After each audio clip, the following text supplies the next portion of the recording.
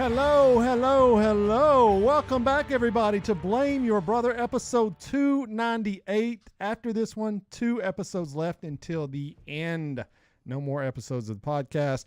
We are joined by a very special guest tonight. We told you that we have a special guest. We didn't announce who it was, but we will get to that in just a second. So if you're listening on the audio, you are hearing some feedback, and we're just falling apart as it goes. But if you're listening audio, you don't know who it is. Video, you can see. Maybe you know who it is. We'll find out in just a second. But we are Blame Your Brother. We're streaming the next 3 episodes, YouTube, Thursday night, 8 p.m., obviously off next week for Thanksgiving, but we will finish it out. Episode 300 will feature former co-host Lee. I can't wait. I've been just in my head coming up with questions to ask him, the conversation, so I can't wait. Yeah. But anyway, let's get to who we are, because there's 3 of us tonight. I am 1/3 of that trio. I am David, a.k.a. D-Brew, Glenn Jackson, Spiritual Midget, Mr. Wonderful, Great Value Anderson Cooper, and this gentleman sitting right next to me is John. Hey everybody, John here, a.k.a. Mr. Groupon, Mr. PTI, the Madman. They got John Tortorella, a madman. They do have a madman. Okay, he's a madman. And the mystery guest, my former co-host from multiple other podcasts, it is Korey H. What's going on, everybody? I'm Korey, a.k.a. Kilo. That's all you need to know. We got That's here. all we need to know. I don't know. I just pushed a button. Yes, that's Korey. My brother-in-law, we used to... God, Please does that tell me ever it's gonna end? stop. It never ends. Oh, my God. That's the worst. Look, the board we use is great, but those sound effects are so bad. You have to, if you get a, what does it say, Rode, right, whatever the board. Oh, those are the ones that actually come Presets. loaded. Yeah, preset. Terrible. Yeah. Terrible. So replace those. But yes, Korey and I used to, podcast for many, many years. Long We used time. to do the PWA show, the other half, Man's World. It's a man's world. the Geek Nerd show. Geek Nerd show. Yeah, I got a bunch of that's shows. hilarious, man. From the Borough for a little bit. Yeah, so. David started in what, 2007? 2007 was it? Okay. 2007. He started a music podcast called From the Borough, and towards the end, he probably got over 100 in, right? And then when I kind of jumped in, that was around 2000. That was in 2009. Oh, From the Borough? Mhm. I mean, I think it was more than that, but yeah. From when I joined. When you started? When I Yeah, started. probably. Yeah, we probably did. I don't know. It's hard to say, right? I've tried to count how many episodes I've done. I think about it all the time since you said you were going to end on episode 300, and I'm like, David has he's been part of, I would say, over 1,000 I have to be, episodes, right? because we've had at least 2 shows together that have done 200 episodes. Yeah. This one's done 300 episodes. Yeah. Plus, at one point in time, as David was just mentioning, we were doing about 5 different shows A week. A week. A week. And I did PDR, which was That's right. so, Yeah, yeah, you had some other friends you were doing podcasts with. Right, so Yep. I've done You've a lot. done a lot. You've 1,000. done a lot. And He's one of the, what do they call them, early adapters OGs. of podcasts. I mean, literally, what did you say, 2007, Yeah. right? I mean, I've told this story before, but when he first told me about his podcast, he's like, yeah, I'm doing a music podcast. And I'm like, okay. And I was like, What is a nerd. podcast? I was like, literally just calling, I was like, that's a nerd thing to do. And, but then like, I got this job where I could listen to, music or whatever it was I wanted to listen to. And so I started listening to his podcast, and I was like, oh, this is actually kind of cool. And then he was doing, like he said, he's doing that PDR one. What did that stand for? Podcaster Douchebag Roundtable. Okay. Yeah. And I was listening to that, and I Great started name. listening to that was around this was 2008 or so. And that's when Adam Carolla started his podcast, and all these kind of like bigger names started getting into podcasting. And then by 2009, I was like, I really want to do this. So I did mine, and David was like, if you get to 10 episodes, you'll be fine, and you'll keep on going. Those first 10 episodes are the hardest one. So I made it, my first podcast, I made it to episode 10, and that was it. And then That's I think, right. I forgot all Yeah, about that. it That's was called hilarious. What was it? Rhyme Addict Podcast. That's right. Rap. That's right. Rhyme That's right. Addict Podcast. That's But right. well, yeah. So, anyways, my point is, David has been a part of, I would say, over 1,000 episodes. I mean, and like you say, back when this was happening, there was less than 1,000 podcasts. I know this is probably. totally nerdy to get into, but kind of describe. It's fairly. I would say it's even more fair. It's relatively easy to do a podcast nowadays. There's programs and software that make it super simple.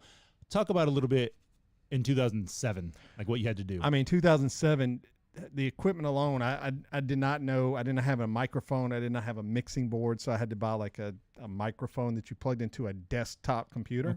Okay. And then there were no program like today. If you have Libsyn, which we use, which is a hosting program that you just upload it and it does everything. Well, back in 2007, there was no such thing really. So you had to create the episode, then somehow figure out how to write the RSS feed, upload that up to a hosting site. So I was actually podcasting. In 2006, I was actually podcasting, but I only did like 5 episodes because it was so difficult. And I was like, this is like so hard to do. And so in 2007 is when Libsyn started kind of coming forth, and I found Mevio was another company, and they started making it easier. Right. I remember them now, yeah. Because more people were doing it. But in 2006, when I was doing it, there probably, I don't know what the numbers are. If there were 500 podcasts, I would be very surprised. I would totally believe it 100%. If there were 200 podcasts, I would be very surprised. I mean, because I would listen to it on the iPod, so understand this. I would download on my computer, transfer it to an iPod and listen to it. And now it's like you say, you can't even, it's like describing to children what life was like before the internet. They're like, what? Yeah. Like, no, there was a world like this. And as you're saying, I'm starting to think maybe it should go back to that. So many idiots can't just have their own it bugs iPod me out, man. podcast. Yeah. Not only have I been, doing it, I've been listening to it. I'm almost burnt out on listening to podcasts. I'm just. What are you listening to now? Because, back in the day, I was listening to like Adam Carolla. You were listening to Adam Carolla. Yeah. A bunch of sports stuff, fantasy football stuff, mainly football stuff. A lot of comedy podcasts like Bill Burr, of course. Greg Fitzsimmons. Yep, Greg Fitzsimmons. Yep. Stuff like that. But comedy podcasts, especially back then, were huge. Right. Like there were, because like it was like the only celebrities that were podcasting were comedians because it promoted what they were doing. That's what they do anyway. They talk. That was it. Yeah. So what am I listening to today? Yeah. I listen to a couple of friends' podcasts, like Cobras and Fire is one I still listen to. It's where Baco and another guy, LC, they talk music. And they talk like music that I'm not particularly.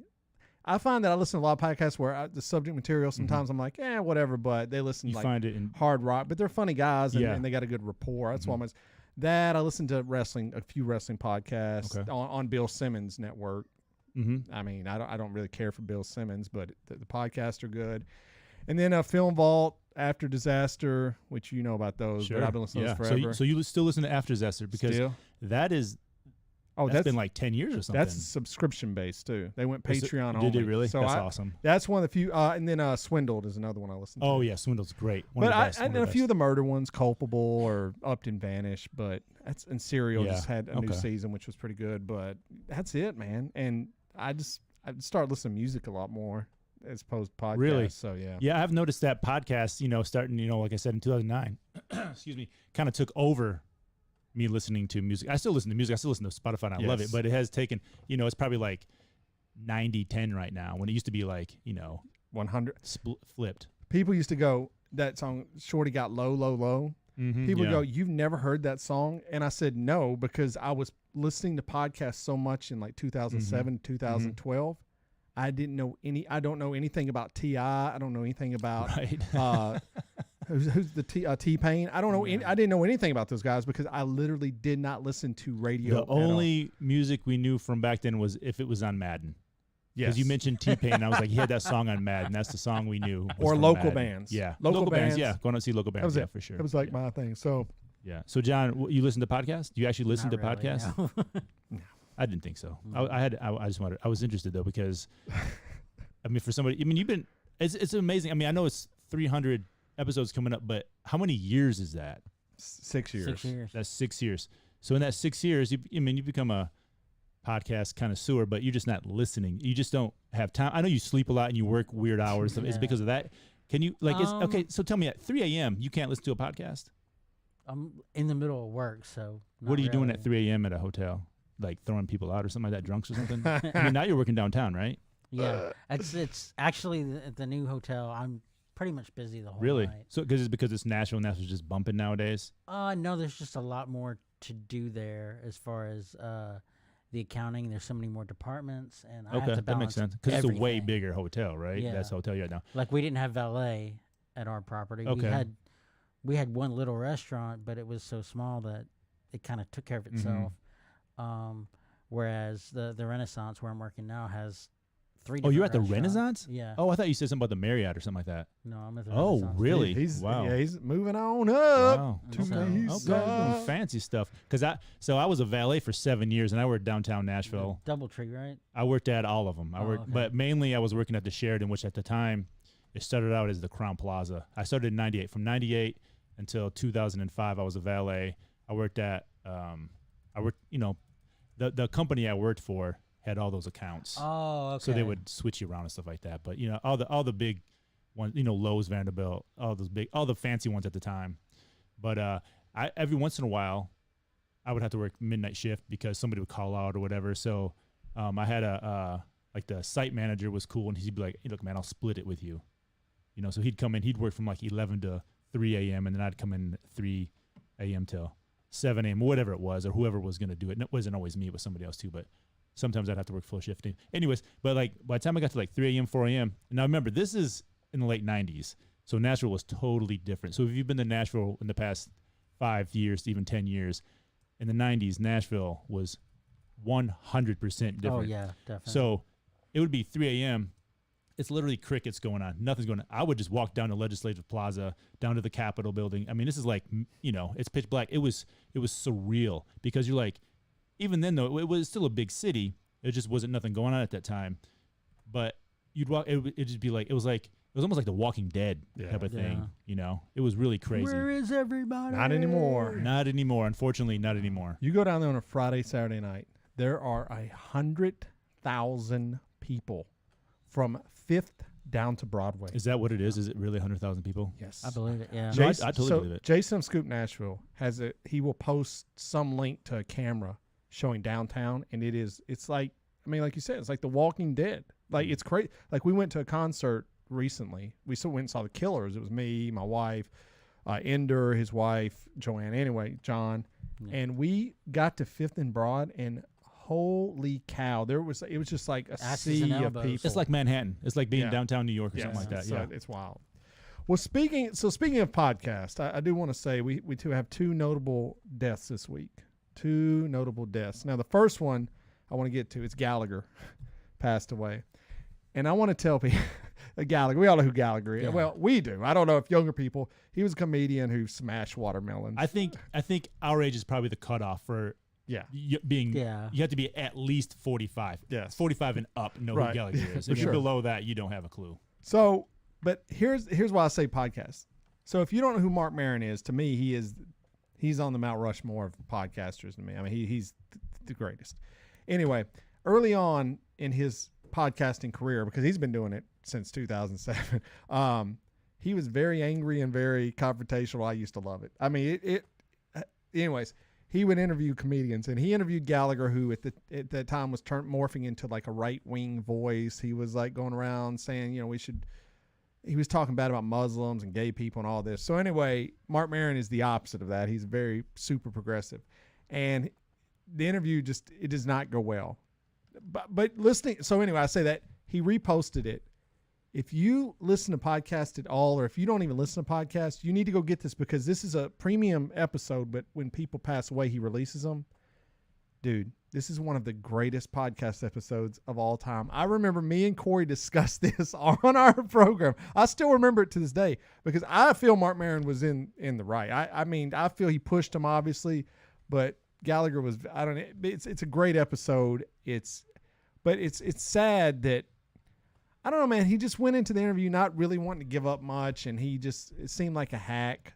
That being said, I don't know much about Gallagher. I know he smashed watermelons. I know I've watched his stand-up before. I don't remember much about it. Could you guys tell me anything about his bits? I mean, the biggest thing was besides that, Smash-O-Matic. If I said no Smash-O-Matic, what could you tell me about him as a comedian?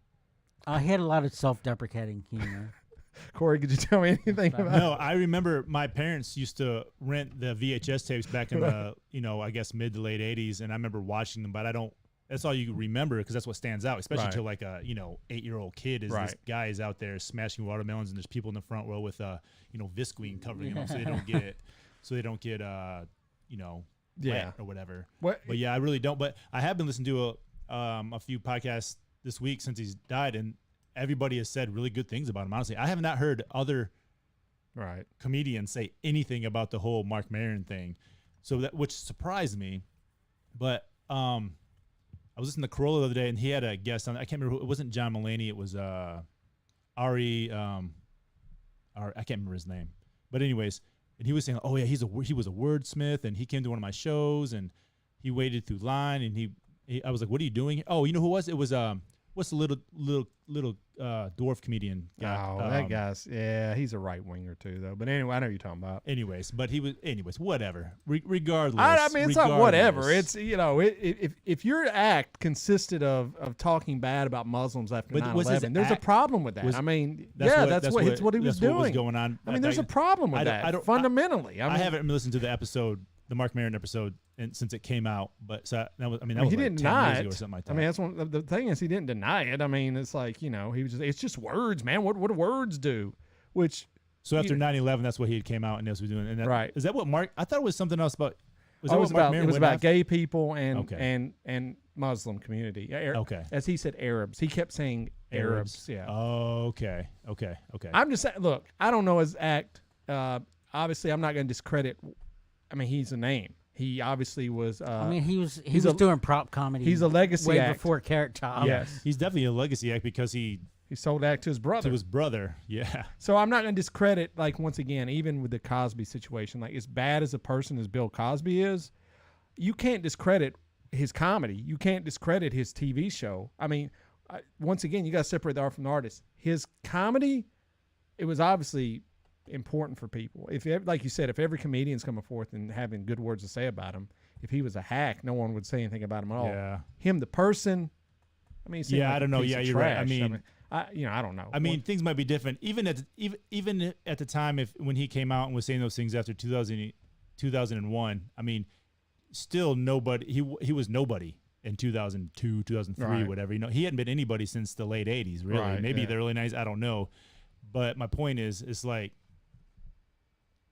nobody cared.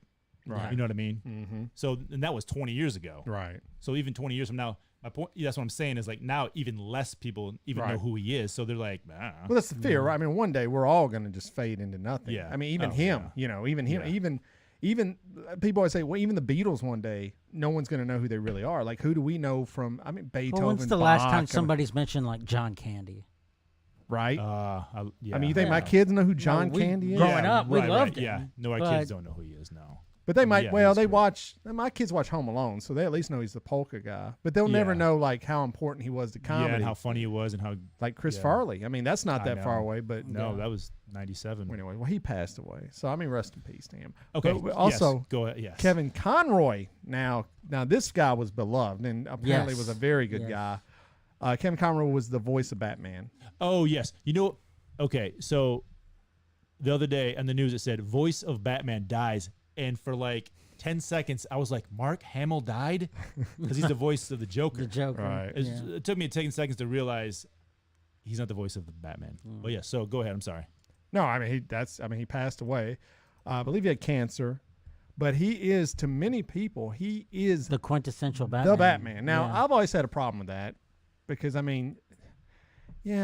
voice is one thing, but portraying that person, and I get it, people love him, and I understand the voice is great. I mean, he's a voice actor. Of course he had a great voice, but is that my Batman? Well, I mean, I think you got to think about how long did he do the voice for Batman for a long time. Yeah, I think that has something to do with it too. Early 90s. Well, who is your Batman, John? Who is your Batman? Is it Kevin Conroy?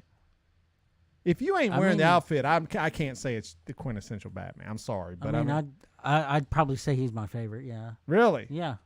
Okay. Korey, is that it's not mine. Not Korey. I didn't. When you said Kevin Conroy did, I was looking at you. I was like, what? He's like, who is this guy? I didn't know who you were talking about. And then when you said the Batman, I was like, oh yeah, that's right. No, I didn't know his name. Can we all just say Christian Bale is the best Batman? 100%. I hate as far as live action. I hate the slander this guy gets now. People acting like, your boy Pat. Look, Pattinson did great. I'm not knocking Pattinson. But if you're going to come here and act like Pattinson was better than Christian Bale, get off your high horse. That is stupid. He is the best live-action Batman probably that there will ever be, okay? I mean, he's one of the greatest actors of all time anyway. and he gets a pass for playing these comic book heroes. That's how you know you're a great actor. When you play a comic book hero, people are like, "That's all right, that's good." Like Robert Downey Jr. doesn't get any crap for it, right? No, because it's good. Right. I think if it was 10 years prior, he probably would be getting crap for it. Right. Well, because Michael Keaton didn't get a lot of crap for Batman because he took it serious. I mean, it wasn't my favorite, but he did take it seriously. At the time though, it was kind of dark. Right. It wasn't. I mean, looking back at it, you're like that was cheesy, but at the time, leading up it to was that, serious, yeah. they were giving him flat because he was known as a comedic That's actor. right, Mr. Mom. And right, yeah. and so, well, I mean, the darkest thing he did before that was Beetlejuice, and that was still over the top. Also Tim Burton, but rest in peace. Yeah, that's right. That's it. All right, I made this special wallpaper for the show, and it's great. It's Korey. You can look at it just a bit. But anyway, Korey, at one point, if you're watching at home and you can see this, Korey, I will hide us for a second. Korey was at one point did a photo shoot for a book, and there was supposed to be a movie for it. And we used to go around to conventions, and Korey would sign these 8x10 pictures. Hilarious. But anyway, it's a good picture though. So anyway, I just wanted to let you know that's so funny. that's in the background while we're talking. All right, Thank you. So let's talk about some things that happened this week. So obviously, got shades of Daryl from Walking Dead there. well, that was used to be that the was joke. one of the question. Go yeah, ask. well, Tell her what we used to ask. I had to go ask it, like Korey. We would go around at these conventions, and be like, who's hotter, me or Daryl? And look, Daryl did win most of the time. Yeah, 99%. Well, he didn't. I mean, he didn't win 99% of the vote. It was like usually like sometimes 60-40. And I would say to Korey's, we were at Walker Stalker conventions, which were Walking Dead conventions. So he was already in a disadvantaged state to begin with. So Korey, to get that many votes anyway, was pretty good. It was fun. We had a Do good you time. stay by that? Do you stay by that Daryl Dixon's not a good looking man? Oh, 100%. 100%, dude. The greasy hair, man. He had basically a mullet. Oh, no. I mean, don't get me wrong. I love, I can't even think of his real name now. I want to call him Daryl. Dixon. Oh, Daryl Dixon. Oh, it's Norman Reedus. I love Norman Reedus. I'm sorry. I mean, to be fair, but yeah, I mean. John, what do you think of this slander? If What do you think of this slander? If this guy was just walking down the street, no lady would look at this guy. You think that's true? If he wasn't famous. I think I'm going to side with Korey on this. Oh! Okay. He did. He's done two great things. He's done Walking Dead. Don't say Boondock Saints. And Boondock Saints. Saints. That's not great. The that first movie one is trash. It's like a 20% no, of Rotten Tomato. It's not good. It's not a good movie. It's got Billy Conway in it, man. That dude's awesome. Yeah, it's got Defoe acting like a madman in it. Oh, anyway, that's not a good movie. It's a good bad movie. I disagree. Okay. Well, I mean, it's fine. The critics have spoken. But yeah, so anyway. Okay, so Jay Leno got burnt. Yeah. You have any jokes for that, John? If you were doing a Jay Leno monologue. Yeah, let's hear this. Jay Leno got burnt in the news today. Let's see, playing with fire. I guess he could have been. Oh. I wish I it's let hard you outside there for an ex-TV show host. Look, here's the thing about Jay Leno to me is about equal to Gallagher. I have no respect. Oh, I have no respect for John is like killing us. Jay Leno's coming back from the He's haunting. Yes. Yes. Don't touch it. Stop touching it. Put this over here. Jay Leno's like, do not talk bad of the dead. Do you respect Jay Leno as a comic, John? Yes or no? No. Okay, Korey. Yeah, how can you not? He's a guy's a hack. Years. You're gonna run down Norman Reedus for his looks, and you're gonna sit here and defend Jay Leno's jokes? That is blasphemous. That's what you need to do. He's doing something right. He's still around. He's still got TV shows. Still around. He's a hack.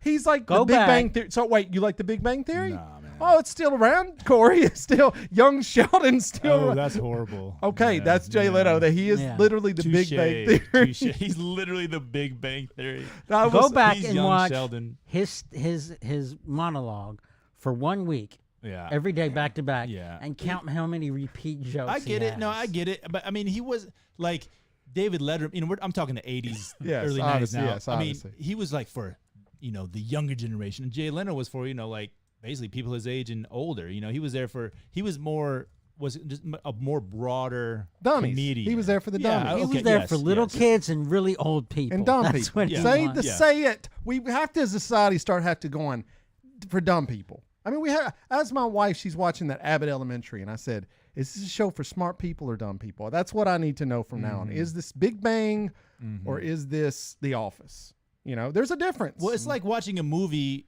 and because we're watching this show, it's called CB Strike. It's I think it's on. It might be on. I don't know, Netflix. What is whatever. it called? It's called CB Strike. It's the guy's name. He's like a private investigator. It's actually really good. It's an English show. It's really good. Okay, cool. And they were talking. I don't remember what they're talking about. But they were talking about something, and they cut to another scene, and I was like, "What just happened?" I was like, "Is he talking about this?" And my wife was like, who's English, and this is an English show. She's like, "Oh, English shows just assume you know what they're talking about." Yeah. And then in America, and I knew exactly what she meant, because in America they'd be like, "Oh, hi Jimmy, my brother. How are you doing? Mom is over here." They explain everything in their monologue or whatever. It's terrible. Yeah. Because they think we're idiots. Right. Yes. Well, we are. Well, most people are. Yeah. We're proving them right. We're going to get to that why we are in a minute. But anyway, so Jay Leno got burnt. Feel bad for him. I'm not going to feel bad for any millionaire who gets burnt working on his fancy ass cars, dude. I mean, give me a break. That guy's trash, and he's a backstabber on top of it. And any Conan stan, if you were Conan O'Brien, who Korey hates, see, that's why he likes Jay Leno. There is a divide in this country, and at one point, I know today it's Republicans, Democrats. At one point, it was Conan O'Brien or Jay Leno, and you picked a side. Me and John, Team Coco all the way. Love him. Will go to fight for him. Korey hated him.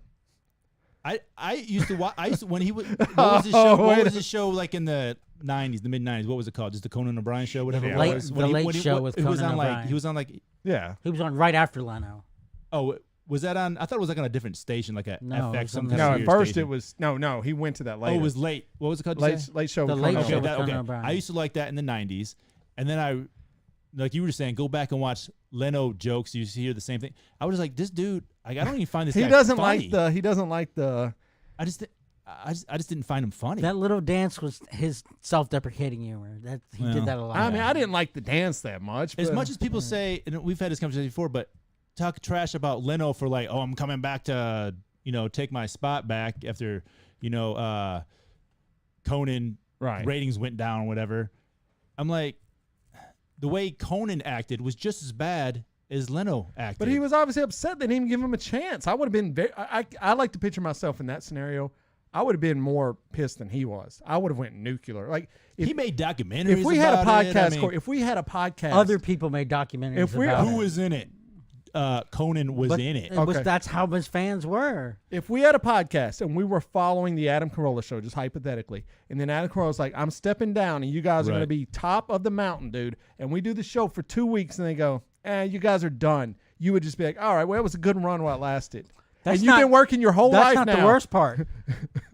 He keeps a show. Yeah. He says you can have it, but he keeps a show, keeps his original that time leads slot. into it. Yeah. And you have to be pushed back. Like it's not even the Tonight Show anymore. It's the Tomorrow Show. Yeah, that's ridiculous. Because it starts at 12 midnight instead of. That's why Jay Leno, karma got him. But who let him do that? Who let him do that? The network. The network. And they're trash. They're soulless. Why did they let him do that? They're because soulless. He was making we the want money. We he need was more. making the we need more money. We need more money. How about content? How about we stop worrying about money? These people are billionaires. I'm not disagreeing with you. I need more money. All right. I'm not disagreeing with you. Makes the world go round, man. Who cares? Jay can't kick rocks. Hey, I went and saw, let me talk about this real quick. God, there's so much I want to get to. Let's just, because I want to get to this, but okay, dude. You put a time on. There's you don't have to stop at an hour. No, we haven't been lately. We've been going on.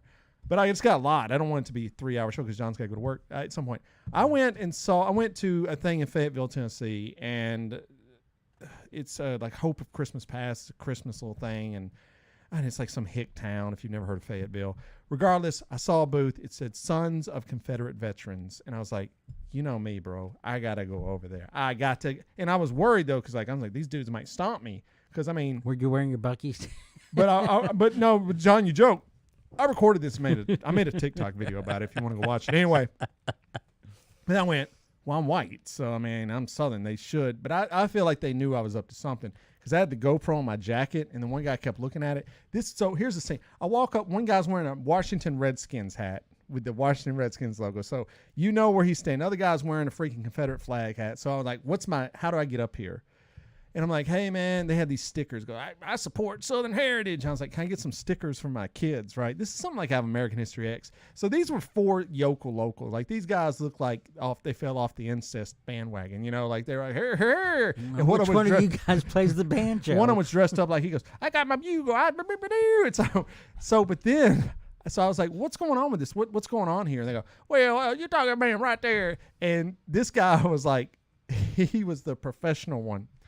And so I walked over and I go, what's going on here? He goes, well, it's kind of a recruiting table. And I went, okay. Now, I don't know what Sons of Confederate Veterans is. Do you guys know what this is? Never heard I do know what it is. Okay. You have to be, you like your uncle, your great uncle was in the Civil Relative, War. yes. Yeah. Now, how could they have a recruiting table? Yeah, when you said recruitment, that's scary. So then he starts the whole thing though. You already know what the dude's going to say. Like, even I didn't tell you, like, somehow he's like, have you ever read the Emancipation Proclamation? Now, I just said, not in a while, I haven't. I mean, whoa, stop.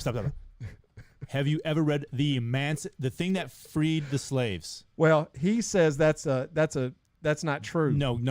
Yeah, this is what this guy said. Yeah, I've got it on video. I'll have to send you the video.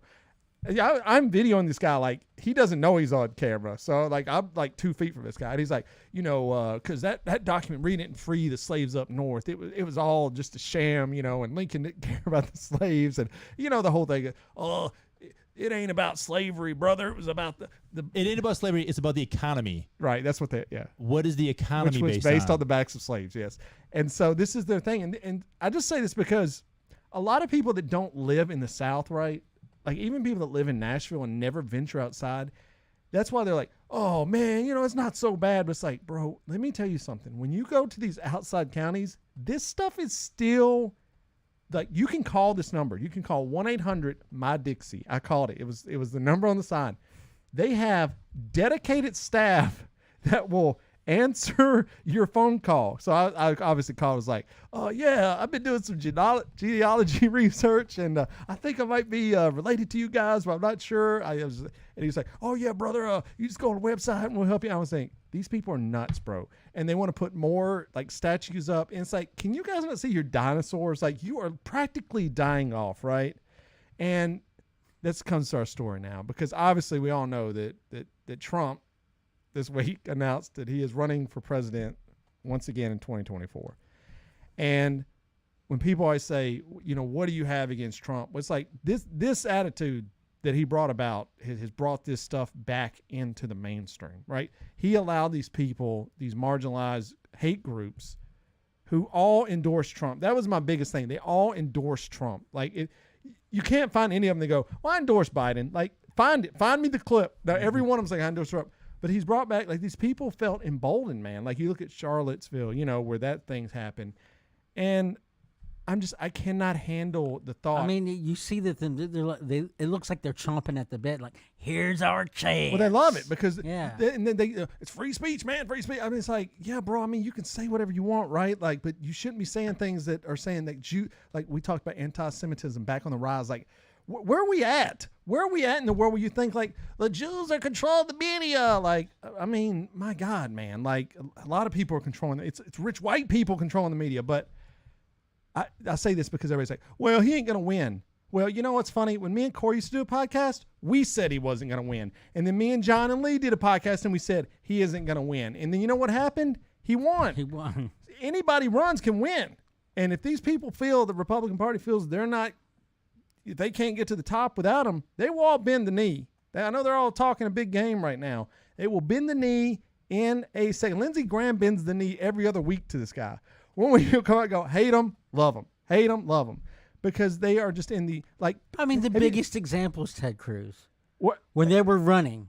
Yeah, that's true. I mean, oh my gosh, he wanted to kill Trump. Run down the man's wife. Brother, if you talked about my wife that way, we can never, ever be civil ever again. Thank you. What about Pence? Have you seen this fool doing interviews this week for his book?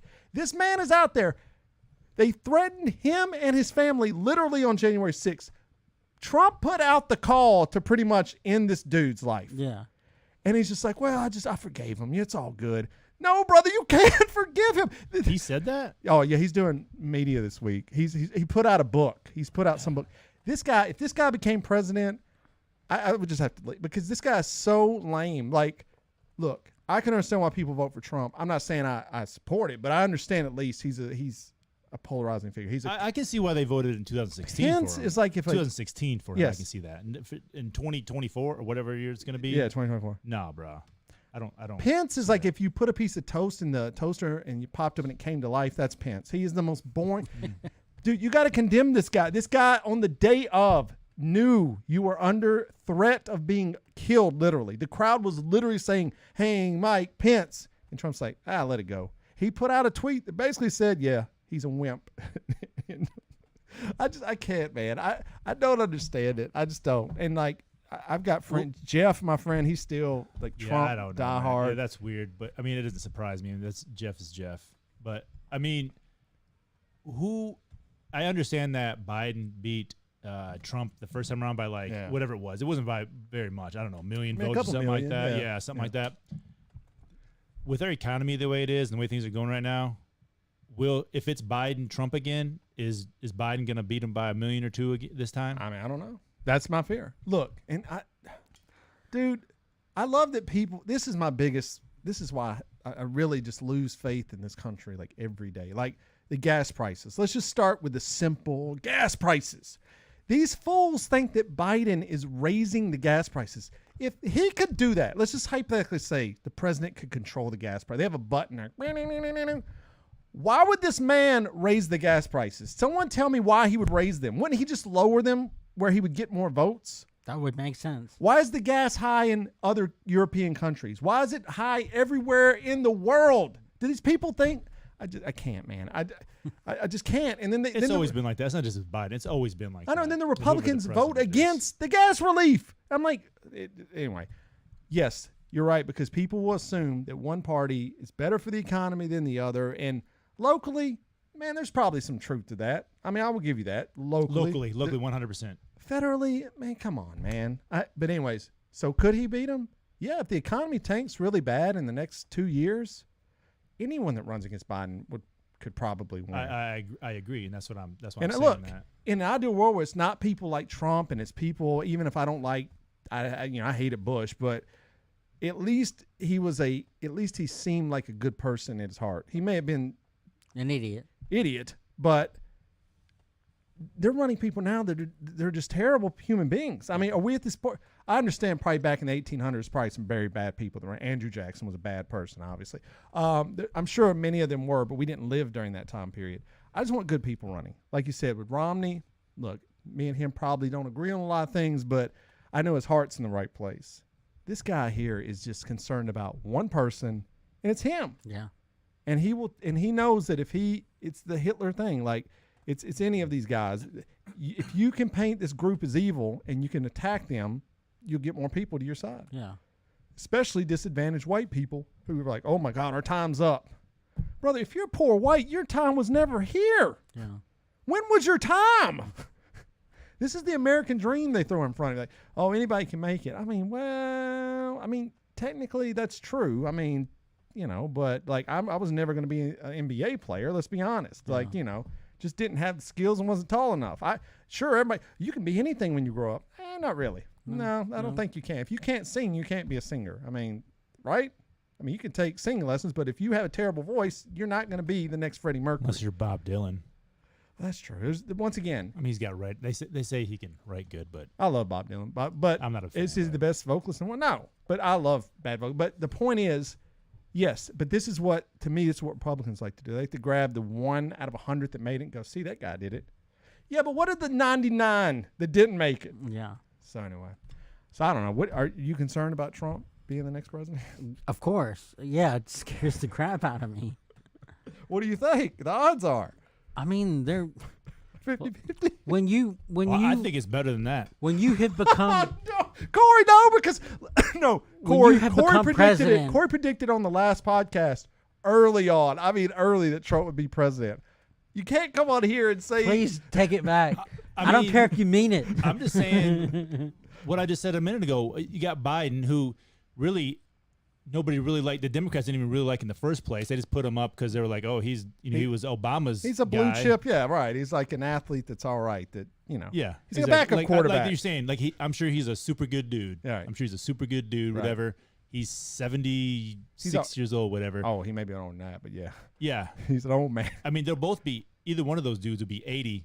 And if they get reelected, that should be the bigger issue we're talking about. Right? I agree 100%. I mean, we're not ageist here, but I mean, these guys, both of them, are not the best talkers. Like even people, Trump's a good talker. Have you heard this guy talk? He's not at all. I mean, brother, I know Korey, you say Obama's not a good talker. Obama is like the greatest talker alive compared to those two guys. Well, for real. Obama off the chain now. He's been going out making appearances now. He is off the cuff, dude. He actually, if he had just been doing that, I understand when you're president, you can't be like jokey joke guy. But man, he was roasted. He's funny speaker when he's not. Anyway, I don't know, man. What's going to happen? It's a long way. You got DeSantis, Trump. They're going to apparently fight each other. A lot of people are hoping Trump goes independent and then just rips the Republican Party into shreds. So we'll see what happens. I don't know, man. And you know what? He could drop dead tomorrow. Biden could drop dead tomorrow. And honestly, I mean, once you get past 70 years old, every day is kind of like a gift. A gift, right? I mean, but technically, I mean, anyone could do that. So I don't know what's going to happen. I mean, Trump almost did kick the bucket during COVID. Yeah. So, I know. And remember my other thing I said, my other prediction, my Korey Adamas prediction was he's going to die in office. Yeah. Trump will die in office. Oh. And I remember when he got COVID, I was like, you have to be kidding me. That would have been I'm about to be right. But then I started thinking, oh. What do you got for the lottery numbers, man? He could be president again and then die in office the second time. Isn't it wild, really, like, that no one since Reagan has even tried to take a shot at the president? It's polarizing, and some of these people like Bush, Obama, Trump. They haven't gotten that far. They arrested some people in Tennessee when Obama first became president. But they didn't get that far. Though. They ain't near him or anything like that. Maybe security's just better, right? I don't know. I would say it's probably better. Well, because probably they were thinking the same thing. I guess it's probably only 17, 18 years from Kennedy to Reagan, but I think probably it even changed since then. But anyways, yeah, it is kind of crazy. Wow. Especially how crazy things are right now. That's what I'm saying. I mean, yeah, you have literally, and it's mostly right-wing guys. I know there's a few Democrats, but you have these right-wing guys going into stores and like blasting people, like into predominantly black and Hispanic neighborhoods because of the replacement theory that they're hearing on Fox News, that white people are being replaced. So they go in these stores like, and then they find the computer and they've been on 4chan and they're QAnon. And then the Republicans go, well, that's not true. It's like, well, no, it is true. Even the Nancy Pelosi thing. It's like, it just upsets me. It's like, well, we don't know that guy was attacking her husband because, no, we do know. We literally know. Yes, the police have told us. Anyway, it's wild, dude. We just live in an age. It is a wild disinformation, man. It's just it's a currency. It's social media. Everybody knows that. And I often wonder, we go through time, like Adam Carolla says, like getting like your plastic surgery and all that kind of stuff done. It's like in a weird time because it's like, yeah, you can get it done, but you look kind of weird, and like 20 years from now it'll be hard to be like, you won't be able to tell. Right. It's kind of like that with social media. You kind of like, we don't know what to do with it. We have this thing in front of us. Right. It's relatively brand new, and we're just kind of like just going crazy with it. Everybody's on there. Both sides, doesn't matter. Getting on there, going crazy. It's an echo chamber. Guy coming after the guy. Yeah. So I mean, it's like in 20 years. Are we going to be more like, okay, we can't act like that, this is how it needs to be type of thing? I mean, we're getting close to 20 years, right? So we're starting to see like the ramifications of it. And you've got Elon Musk, who's a certified insane person right now, like running Twitter like a 5-year-old. It is crazy to me. This man bought this company, and it is his stock is plummeted so hard in this company. This man has come out and made policies, changes them next day. He fired his entire team, tried to bring him back. Definitely weird. Now he's coming in going, if you're not going to work hard for me and show up, you're fired. And they say half of them are like, we're out then, dude. Like, I wouldn't want to work for that guy anyway. It's really weird. And then you got Facebook. Their stock is plummeting, and they've come out and said, we are no longer, this came out just 2 days ago, we will no longer on our Facebook fact check Donald Trump. That's weird. I mean, right? That's strange. Weird. And man. Is it because they just can't keep up with it anymore or something? Well, I don't know, man. He's just talking too much. Yeah. We don't have that kind of time. Maybe he thinks the Republicans will come back because Republicans love Facebook, bro. I mean, like. Yeah, it's definitely has become like your parents' type of social media. Yes. Someone's dad is on Facebook all of the time. That's all I'm going to say. I'm not saying who it is, but my dad, who I haven't seen in 12 years. I did follow him on Facebook. He must have deleted his account. He was posting Trump stuff left and right. I was like, well, that's interesting. Yeah. So it is definitely an old white man thing. It is. And I mean, even if people like our age are on it, it's usually because like I'm on it only because like my business is on it and it's a way to promote yourself basically. I'm on it just for the family photos at this point. Like I've posted pictures of my kids since they were born. I don't want to lose that, and I'm basically uploading that to keep the pictures. Yeah. If I didn't have that, I would burn it. Well, and then they own Instagram, don't they? Yeah, that's true. So, yeah. All right. Well, let's get it going, guys. It is time to do our list, and our list tonight is most satisfying movie endings. That's right. As the show is going to end, hopefully on a satisfying ending. We don't know. Me and Lee may just. Maybe a fist fight in the parking lot. That might be satisfying. Satisfying can be different things, right? Satisfying can be a happy ending. Satisfying can be a non-happy ending. Yeah. As my list has some of both. I will list some of my, usually my favorite movies have some of my most satisfying endings. Obviously, that makes sense. I had trouble looking at it and trying to think of like, because it said satisfying endings. I'm like, okay, what popped in my head was like just like, the best movies of all time. Right. And like, well, that doesn't necessarily mean they have like a satisfying ending. So like that was kind of hard for me. Right. Something that may not be on you. I would imagine Top Gun's not on anybody's list. To a standard person, that might have a satisfying ending because Tom Cruise beats the bad guys. Right. Blah, blah. Exactly. Yes. But I dig deeper. Like, did it satisfy yes. to me what the movie was about? What was the role of the movie? Because I have some that are pretty wide. Hopefully John doesn't grab all mine, but we'll see. Maybe Korey will. I don't know. All right. Well, what we'll do this week, we'll let Korey go first. John second. I will go last. You want to go snake draft? That's how we used to do it. That's how we used to do it. Right. When Lee was on, you did snake draft. That's so right. We're going to snake draft. So 1, 2, 3, 3, 2, 1. All right. That'll make it a little bit more fair. Okay. Yeah. I guess. I mean, I don't. We may have all completely different movies. To be fair, it's very possible. Okay, Korey, go first. You want to go ahead? Okay. Yeah. Now, I don't want to ruin any movies or anything or spoil anything. So we're talking about the ending. We're talking about the ending. People should know. If you don't want the movie spoiled, I'm sorry. I will try to be on some. I'll try to be as vague as possible. But most of mine, you're gonna have to give. We're talking about the end of the movie to some degree. Yes. So I mean, use your judgment. I mean, I'm not gonna rip you if you spoil it. My number one is The Departed. Okay, I watched. It came out in I think 2006. I saw it in the theaters. It's a great movie. I thought it was really good. I hadn't seen it since. About a year ago, or within the past year, I watched it again, and I'm like, why have I not watched that since? It is my top three. One of my top three movies. I was like, that movie is so good, and the ending is awesome. Yeah. So I understand why you don't want to spoil that one. Yeah. Well, I didn't even think of that one, but yeah, that's a good one. I mean, that's one of the first things that popped in my head because I think about that ending like all the time because it is just so good. Basically, I'm not going to ruin this, but if you haven't seen this movie, but there's basically like a police department and there's a mole working for like the mobsters. Based on a true story, by the way. Based on true stories. So there's a mole working for the mobsters, but there's also a cop who is undercover working in the mob, and no one knows who is who. Exactly. And so at the end, it all comes full circle. And let's say something first. Okay. The fact that Leo does not have 15 Oscars is a travesty. Yeah. Okay. Yes. I'm going to say this. Every movie the dude's practically been in, he should have won Best Actor. I mean, I will go on statement that. Not every one of them, but most of them. That should have won Best Actor. His performance in that is next level. Yeah, it's fantastic. I mean, he's doing things that the psychological stuff alone is crazy, dude. It's an amazing movie, man. It is such a great movie. I mean, if you're out there, you have not watched The Departed. You're crazy. Scorsese's got Matt Damon, like Jack you said, Nicholson. It's got everybody. I mean, in peak it all. They're Mark all Wahlberg in it. Everybody's they're all peak, brother. I mean, peak. That's right. Oh, and the twist of the ending is beautiful. And it's supposed to be a sequel coming up. I know. I heard about that. He's gonna be good. I don't know, but I feel like that's so satisfying. I don't need a sequel. Yeah. You know, sometimes a lot of time I would say, if it's so satisfying, sometimes why do you need a sequel? Why do you need it? Yeah. You're just gonna okay. John, number 2 or number 1 for my number 1 is The Wizard of Oz. Yeah.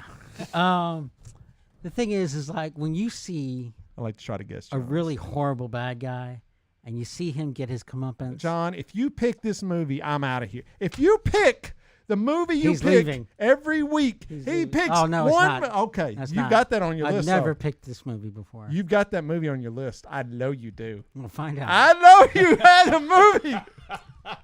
I When know someone gets their comeuppance, and this bad guy, great bad guy, second time on our list this night, Django Unchained.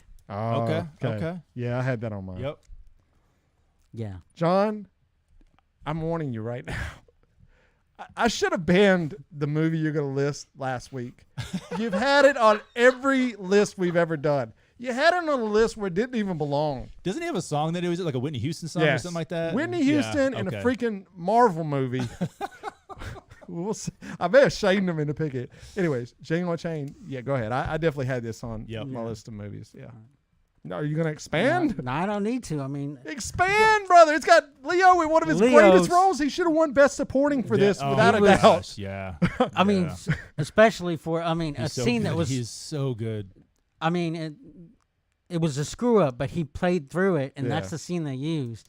I mean, Calvin Candy is a horrible person. Yeah. And he's just. But you love him. I mean, that's the thing, man. Yeah. He's the worst. He's one of the worst. Tarantino has some really bad guys. He's not the worst bad guy. The other one may come up later. But he's the number 2 worst bad guy. But you still are like, I'll watch this guy for an hour. Right? I mean, that's what Tarantino does. It's entertaining, great. Yes. Tarantino will put a bad guy on the screen for an hour and a half, and you're like, oh, I'm good with watching this guy. It's crazy. It's really wild. But yeah. But we've talked about Django many times. So. He blows that place to smithereens.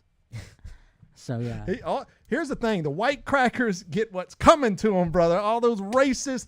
Tarantino does that too, though. He does always kill the racist. The way Django greets his wife and the way she greets him, he's like, he calls her Little Trouble and she calls him Big Trouble.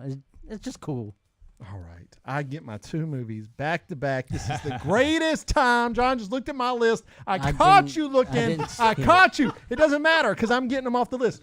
Number 1, one of my favorite movies of all time. Breaks your heart every time you watch it. Every time you watch it, every time I'm brought to tears. Every time I watch it.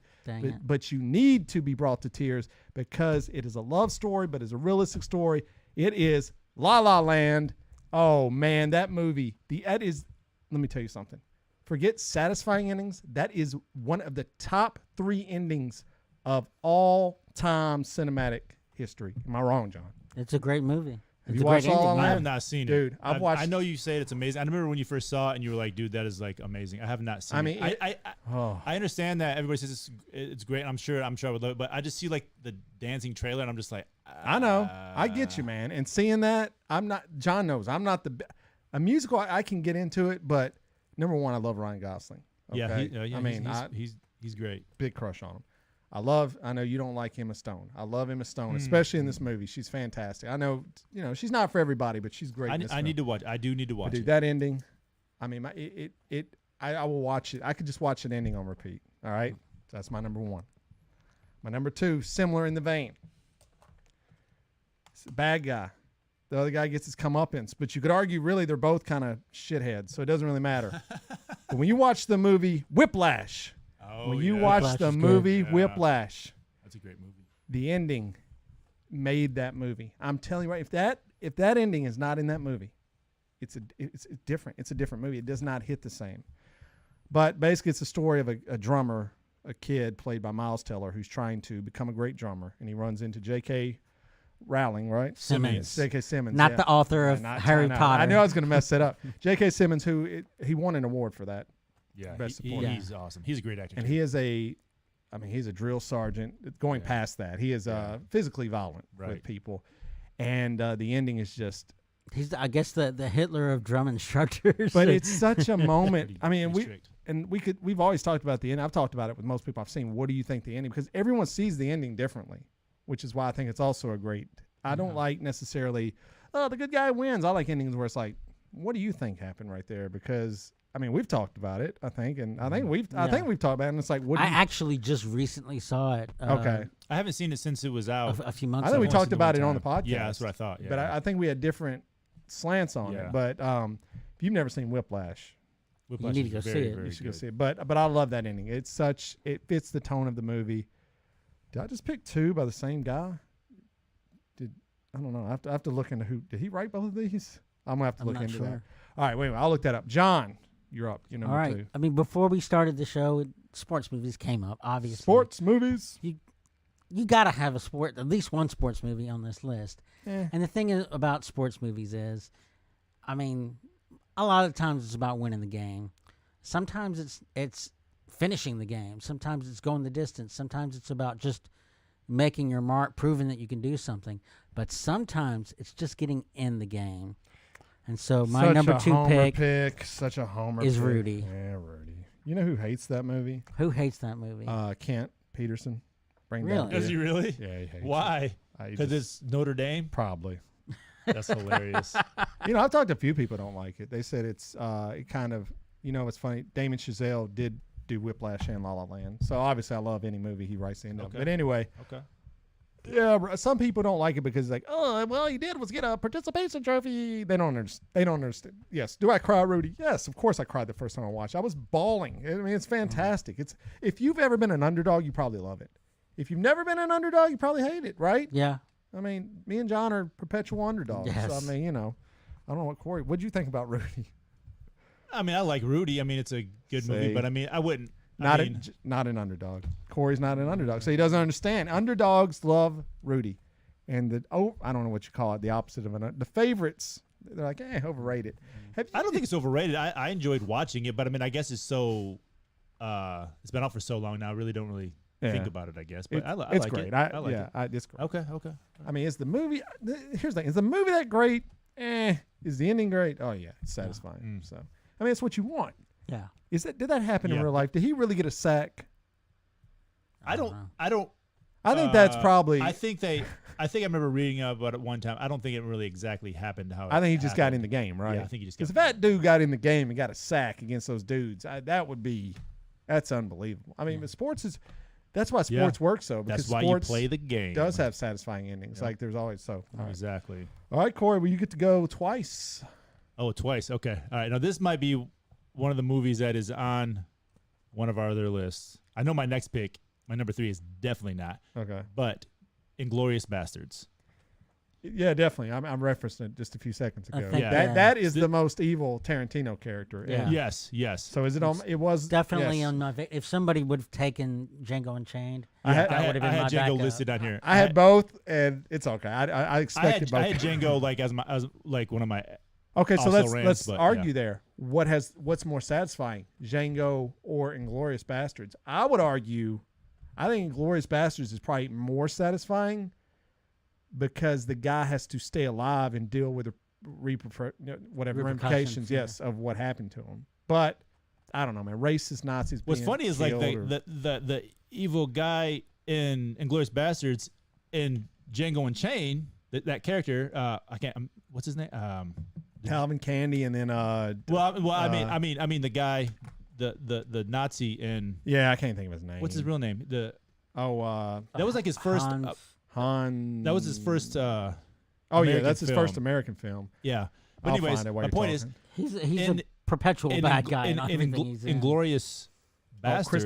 Christoph Waltz. He is Colonel Hans Landa. But he was,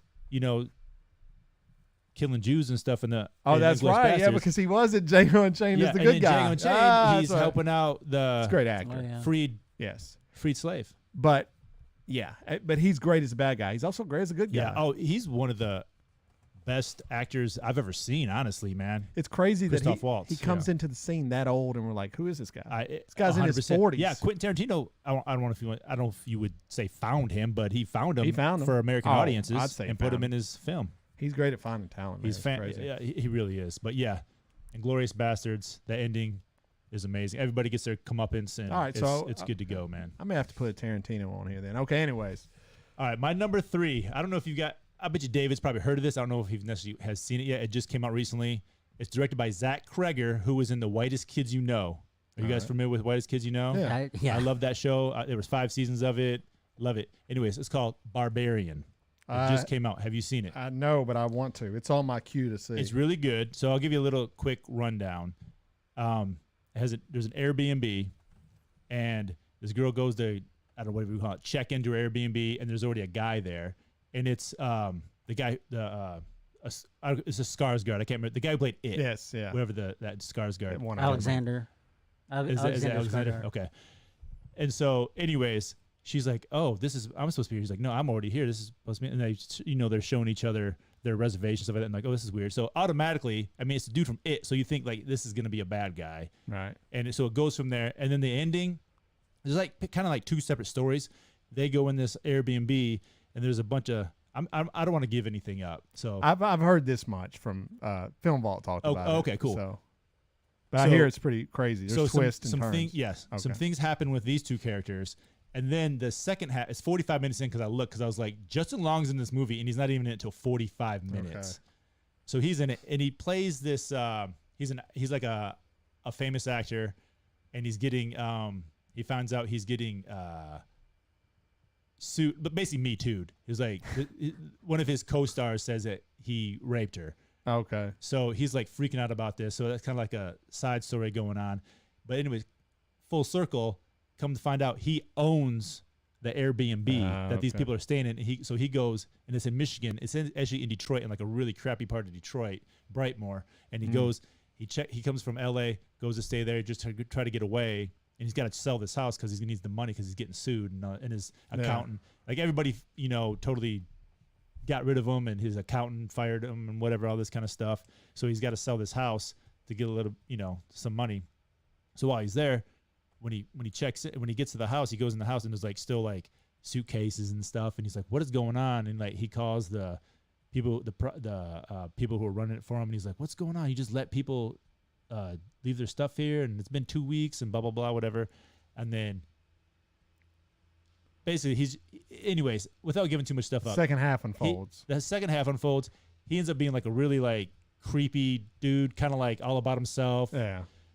The ending is he gets his comeuppance. I'll just say that. I'll just say that it is very very satisfying because two things in particular happen in that movie that you are not expecting. Okay. And it's fantastic. All right. Well, I'm gonna have to watch it. But I think it's very important mention that Zach Kreger is the writer and director of this, because I loved What Is Kids You Know, but it's obviously a comedy troupe. Yeah. And I started thinking, I was like, it's kind of weird what like the Jordan Peele. Peele did all those horror films that are fantastic, and this guy did this. It's crazy. They're smart dudes, man. Yeah. If you can write comedy, you can write anything. Truthfully. Exactly. Agreed. All right. Well, So Barbarian. that was my number. There you go. 3. All right. Barbarian. John, you're number 3. Normally, when you think of satisfying, you don't think of something that kind of leaves a tease or leaves something hanging. Avengers. Huh? You're close. Oh, God. I'm going with Iron Man. That cutscene to know that the Avengers were on the forefront is just. It's like the most satisfying Marvel movie. Why are you picking Iron Man? I'm picking Iron Man because because he knew everyone. If he picked Endgame, I would go nuclear on him. If he picked Avengers Endgame, which he still has one spot left, dude, so it's still possible. I would pick that just to see you do that. But you should have. You're telling me Iron Man is more satisfying than Endgame? To me, yes. At the time when I saw it. Because the last thing he says in the movie is "I am Iron Man," and you got real excited because he said it. Come on, Marvel, let's sing the dice. That, I don't think was the last scene. So. Tony. It is the last scene. The last scene is Captain America dancing with Peggy Carter. Oh, Endgame. Oh, he's talking Iron Man. I'm talking Iron Man. The last scene I'm talking about is with Samuel L. Jackson. John, are you counting end credits? I'm counting the end credits. No. It's the end of the movie. You can't get more end than that. No. End credits are not the end of the movie. The end of the movie. More end. It's like an extra. Corey, come on. I agree with you 100%. Yes, the end is the end, right? The end is the end. The end credit. We're not doing satisfying end credits. It's a trailer. Yes. It's just like, hey, this is what's coming up in the next movie. You may miss that on TBS if they're showing that. Yeah, they're not gonna You're probably going to miss the end credits. That's their fault. John, if you don't want to take these lists serious, if you don't want to take these lists seriously, what you gonna do? That is I'll give you 2 more chances, and then it's over. Hey, I mean, the audience speaks. They often say John doesn't take the list seriously. I try to defend you, dude, but I can't anymore. Where does it say I don't take the? Oh, you want to find? I will. No, it's got to be on the $2.99. I will bring you the social media. No, I won't do that. That's too much work. All right, look. Exactly. Okay, my number 3. I don't know how you didn't pick this one. Shawshank Redemption. Come on, Yeah, man. Are you kidding me? It's on the list. It's there. It's like a layup, man. It has Oh, to, Shawshank's not. I almost think Korey, tell me I'm wrong. It's not Oh, satisfying. Shawshank Redemption is one of the best movies of all time. And it is one of the most. The ending is the best. Of course. How is it not the This best? guy endures living hell on earth. He finally gets out. Finally, him and Red. I'm spoiled. If you haven't seen Shawshank, get the hell out of It's here. almost 30 years old. Look, it's satisfying. This is what you want for him the entire movie. You just want him to be free. Not only want him to be free, you want to be free and happy and with his friend. Brother, you can't. Yeah, win. it's like that's what they were trying to do, and then they actually did it. It seemed like it was almost over the top hokey. Like I could Says the man They who has Nick Fury meeting with Iron Man at a bar. Hokey. at a bar. That was at his house. Whatever it is, it's a bar in his house. Come on, John. That is the hottest. I should put Endgame as my number 4. Right now. The ending of Shawshank is hokey. You know what? I'm saying something about the title. That's got to be in the The title. movie somehow. could have ended with Andy like getting the money at the Right. bank. Everyone and said it would've cool. Shawshank is a great pick. It's a great pick. John's running down the ending of Shawshank. I'm just Let telling the you- record reflect I'm that telling he you why picked. I wouldn't pick it. You picked Iron Man. That's Yeah. why you didn't pick it. It was there for you to pick. I don't even know what to pick anymore. I want to pick Endgame just to pick it where John can't pick it. Look at our. I should pick What are people saying? Endgame. What are I people should just say Endgame just where you can't have it. You know, just where you'll cry. Because I have a feeling it's your number 4, but I'm not going to do that, John. Yeah. I should. Well, though. I mean, yeah. Go ahead. Okay. You're scared to do it. I mean, I want to pick a sports movie. I want to pick a Tarantino movie. So I'm kind of picking in the middle. But let's do. I'm going to pick a Tarantino movie. Since you each had one, I will pick the one that I like. I'm going to guess which one you're going to pick. In my opinion, his best movie. Okay. Which would be I was thinking you were going to say True Romance. That's not a Tarantino movie. Well, I mean, he wrote it. That is a good Killing one. Zoe. Once Upon a Time He in wrote Hollywood. it. Once Upon a Time in Okay, Hollywood. Come on, man. What they do with that movie, if you never know, they change history. They avoid a terrible tragedy that occurs. And it's freaking Leo, man, with a flamethrower. What more? Not only do you did need? you pick another Tarantino movie, Oh, but you picked another Leo Tarantino Oh, movie. Yes. I mean, how do you not? Brad Pitt has the best line Yes. in any movie ever in that. Yes. It's fantastic. Yes. What's he say? He's like, what, I don't know your name. Yeah, He goes, yeah. I'm Satan. Whatever. He goes, no, it's something stupider than that. Dude, you tell me that Brad Pitt in that movie, out of this world, dude. Out of that. That's what I'm saying. That's why I think that's his best movie. And I'm a Tarantino. Okay. Man, he's my favorite director. I felt that was just. Every movie he makes just gets better and better. Yeah. So I guess maybe the next movie will be his best movie. And that's saying a lot because Inglourious Bastards is dope. Django Unchained is. I mean, dude, come on, the guy is Death Proof. Not that great. But other than that, he really hasn't had a miss. So yeah, I would say same thing. Death Proof, I could have did without, but I almost think that was just because he could do it. Yeah, probably so. But even yeah, even it's not bad. I mean, no, there's definitely good parts in like the whole Kurt Russell vignette, whatever you want to call it. Yeah, so, that's for good. sure. So anyway, all right, so I'm done. I'm out. That's my list. Right. John, let's go. Number 4. I'm going to please. go with a kids movie because kids movies have to have a happy ending. Endgame is a kids movie, technically.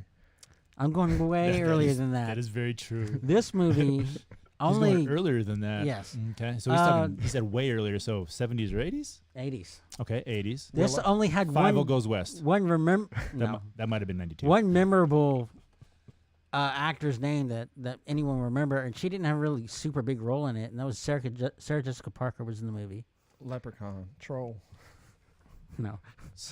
Okay, go slow. It's about a young man who he falls in a ravine. He wakes up. It's 7 years in the future, and the world has changed, and he's stuck there. I still don't know. I'm not. Endgame. So that was 5. That was 5 years. 5 years. That was 5 years in the future. Flight of the Navigator. Sean, okay. What in the world is happening right now? What happens at the end? I can End of remember the I movie. can remember the whole. I don't- I know he's like in that spaceship and he's flying and I couldn't tell you. I literally thought it was never-ending story he was talking about. Dude, Those movies I was are thinking so about interchangeable for me, man. All I know is, but I know the never-ending story though. It's got that horse that dies. Yeah. That's horrible. That's like that messed up. Like Joseph, my oldest, watches that. He can't. He doesn't even like. He refuses to watch that tough, movie. man. You gotta. Anyway, sorry. Go ahead. Sorry. Anyway, Yeah, Flight of the Navigator. explain yourself. Does he So- hook up with Sarah Jessica Parker? Because No, that he was a would little be the kid. best ending. Like, he's like, I'm What 7 is years Sarah- old. Is she like one of the main characters? I don't even remember her being in it. When he goes, To the gas station and finds no, there's no gas station. I don't know what you're I talking couldn't tell you about. anything There's about a gas station. He lands at the gas station in the middle of nowhere, and he gets out, and the people are like, "Huh?" Right? Oh, he just gets back on and leaves again. Okay. Anyway, sorry. Go ahead. But anyway, when he practically leaps in time 7 years, and his parents don't know what happened. Oh yeah, sure, yeah. He gets checked into like this scientific place. That's right. Oh, is she? And the, she works She's the there. one that gets him out. She puts him on that little tray thing and pushes him out or something like that. Okay, that's there. Okay, I haven't seen it in a while. No Okay, idea what these guys are But talking about. anyway, she so sneaks him out. yeah, she sneaks him out. The end of the movie, the reason why he's stuck 7 years in the future is because the machine Max feels that it's not safe for him to travel through time, where these other creatures have like an immunity or whatever where they can do it. Like that little thing. What is happening right now? Would you And get to so- the ending? Does he die? No, he does not die. It's a kids movie. It's got to have a happy It would be ending. satisfying because it'd be the end of the story, John. What happens? The machine ends up taking him back to where he was actually dropped off at, and This is your satisfying ending? he gets to keep the little alien creature. And his You could have said E.T., brother. You're describing E.T. no, he doesn't get to stay with ET. Do you think when John's coming, he's like, you know what, man, this is gonna be really good. I think David's really gonna appreciate this. Where No. I'm coming from. No. I think John No. says, what movies will infuriate I him? gotta pick a movie that's gonna make David go What off will the make it? deep What will make end. David have a heart attack on the episode where it will be the most downloaded podcast of all time? We're trying to end on a satisfying ending. The death of David. The death of David. 298. All right, Corey's down to his last one. Let's see if he's. Yeah, this was tough, man. I had a. Just say Sandlot and call it a day. That was pretty good, wasn't it? That was That's very really Sand- good. Sandlot. I like it. We're gonna go with Sandlot's that. up there. I would have made Sandlot, man. I I have If a I'd have few thought out of here. Sandlot, I'd have probably put that over the Flight of the Okay, Navigator. I know which Do one it! I know which one I'm gonna go with. You may think this is a weird pick, but I want to say Braveheart. No, come on, bro. No, that's not a brave. That's not a weird pick. That's a great pick. Okay, Braveheart. good. Come on. Every guy loves that ending. No, I know we love Braveheart, but I'm just thinking about the ending. Because- well, I was no. thinking because he never gives up, Yeah, even at the end. Yeah, that's why people love it. Okay, If he gave up, that movie would suck, Yeah. dude. You'd be like, what the? No, yeah, everyone cool. loves that. That's yeah, no, I love that. I love that movie. It's one of It my top is- movies too. Yeah, You're like, oh, I would do that. No, you. no, you wouldn't. No one would do that. I would give up the instant that they, like when they start to pull my guts out. I surrender. Yeah. You can have all this. Exactly. I can't. I mean, historically, the people were tough back then. I They were mean, definitely. I don't know. I guess if definitely you're gonna very die, young. you just got to make a decision in your mind. yeah, what are you gonna do? Yeah, How far are Braveheart's- you going? Braveheart's how a far are you great going? one. Yeah, All I right. love that movie. all right, let's go back over the list.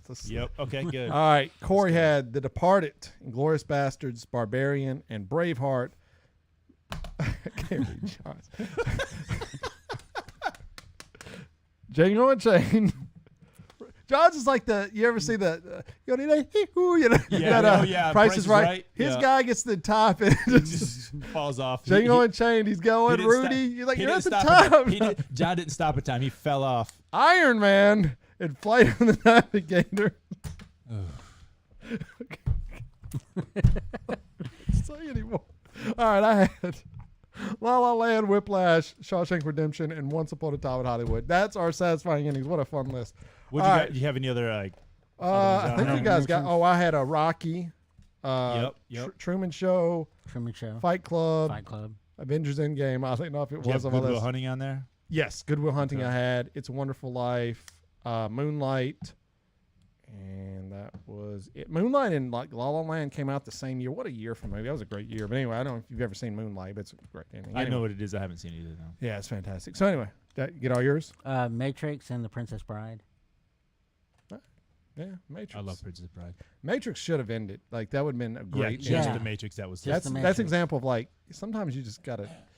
I mean, just leave it. We didn't really have any sequels, did we? Nobody had. I mean, Rocky was one of the few where you have a sequel. Yeah, where you can watch. Maybe Rocky 2 is better than Rocky. I don't know. Rocky's pretty good too, though. Anyway, I mean, as a movie, no, Rockies. Rocky. I don't care what better. Rocky is. I love even like Rocky, whatever it was, 5 in 1990, whatever it was. It's just Rocky. If it's Rocky, I love it. I don't care. All right. Well, there you go. With Tommy Gunn. I'll pass on that one. But anyway, no, I mean, it's Stallone, man. He has like a TV show or something now, doesn't he? I don't know. I think he's come out with some TV show. And he was in that superhero movie that was, anyway.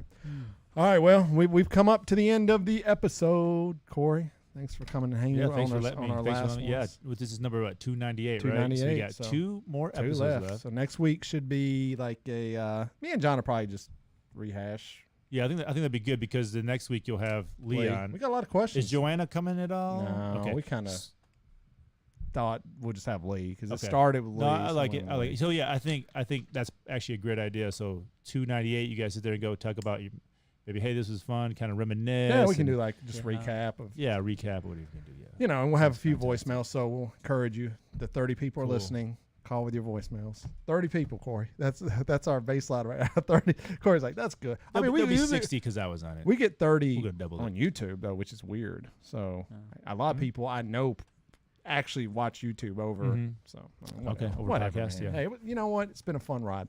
Glad Corey can come on here. Yeah, it was a lot of fun. Are you promoting anything? Your business? Anything? No, you're like, I don't have any. I don't have anything really. No way, to promote or anything like that. Got the Taylor Hawkins shirt there. I tried. You know how speaking of Taylor, you know how all the Taylorites, whatever they're called, are going crazy over not being able to get tickets and stuff like that for the Taylor Swift tickets. Swift, yeah, Swifties. Yeah, that's what it is. Well, when I tried getting these tickets, we tried to go to L.A. to see this same exact thing. You get on there now. Have you bought tickets recently and you had to get like a virtual line and all that stuff? No. It's totally crazy. I know what you're talking about. I saw a guy who I follow on TikTok. He was getting the Taylor Swift tickets and he was showing the video of it. I was like, what is happening? Yeah, so you get on there and they tell you to get in like 10 minutes early. So you get on there 10 minutes early and then you're already screwed by that time. Right. So anyways, but I got on there. I got in there like 10 minutes early. It says I was like, it tells you a number like 9,993 whatever in line, and then it starts going down, down, and then you get into the thing where you should be able to buy tickets, and then you're sitting there going like just clicking on it, and you can't buy the ticket. Right. You can't buy the tickets. You can't buy the ticket. So it was like 2 hours of me trying to do that. Ridiculous. These Swifties, whatever you want to call them, are saying they went on there for like 8 hours. Yeah, I'm it's like, crazy. It's crazy. So Tyler on After Disaster went to that concert. Oh, did he really? He said it was like 7 hours long. Really? Wow, crazy. That's amazing. I love music. I love music, brother. I don't know if I could 6 hours. That's a long time. Standing 6 hours. Nah, I couldn't do it. But anyway, depends on who was there, Yeah, but rest of Taylor Hawkins, great guy. So totally. 100%. All right, John. Anything we're promoting? I mean, just the end, right? Just the end. Just the end. So go. John, do you see yourself podcasting again? You gonna do something else? David, I know. What are you thinking? You're gonna? I don't know, man. You gonna podcast again? You gonna? Maybe you could produce. Maybe you could engineer something. I may take a break for a while. I think me and John have been in talks for maybe a different kind of show, not a podcast, but maybe something featuring artists. But I don't know. We're gonna talk and see, and maybe something. I don't know, man. I may be doing podcasting, but I don't know. If someone was to offer me something, I'm not gonna say no. But once I get out, they may be out. I don't know. You've been doing it for. I'm a TikTok star, Corey. Yeah, I'm a freaking TikTok star. Why would you podcast? Bro? Why would I podcast? I can get in my room, make a video in 10 minutes, get 100,000 views. I mean, honestly, once you start getting that, you're like, what am I doing here? I'm making hour-long content that nobody's listening to. So. Yeah, I understand, man. I mean, it's, we would like to think, this is what we were made to do, but probably not. It is tough, especially doing. 300 episodes, and like you said, you got 30 people listening or whatever. I mean, at first, or even through half of that time, you could be like, it doesn't matter. I just love doing it. But then, yes, I can see where you're getting it. You're just like, man, nobody's even listening to me, man. Nobody cares. I think it's just I can see the drive.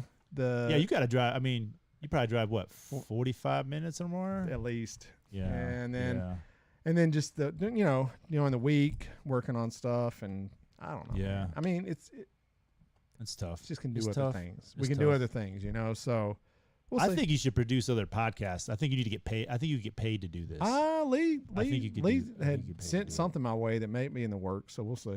I think you should. That's what I think you should do. Produce business podcast or something. Engineer. I'll do. Yeah. Hey, if you want me to produce your podcast, my neighbor, he's been doing podcasting and it was through his company. He told me this like a few weeks ago, and he's getting paid. It was something ridiculous, like $700 an episode, like that. And I was like, "Oh, what's your setup, bro?" He plugs his mic into his laptop and just talks. I'm like, dude, that's insane. He's getting paid what? Like $700-800 an episode or something like that. What? Yeah, for doing it. I mean, it's all like for his company, and it's like his knowledge, for whatever he does. Knowledge is good. But I mean, I'm like, dude, that's like horrible, dude.